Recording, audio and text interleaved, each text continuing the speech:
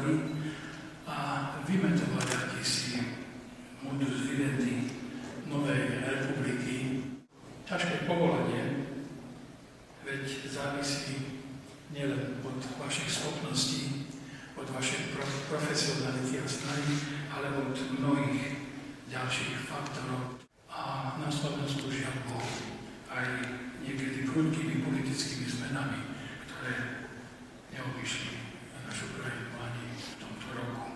A na Slovensku žiaľ Bohu aj niekedy prudkými politickými zmenami, ktoré neobyšli našu krajinu ani v tomto roku.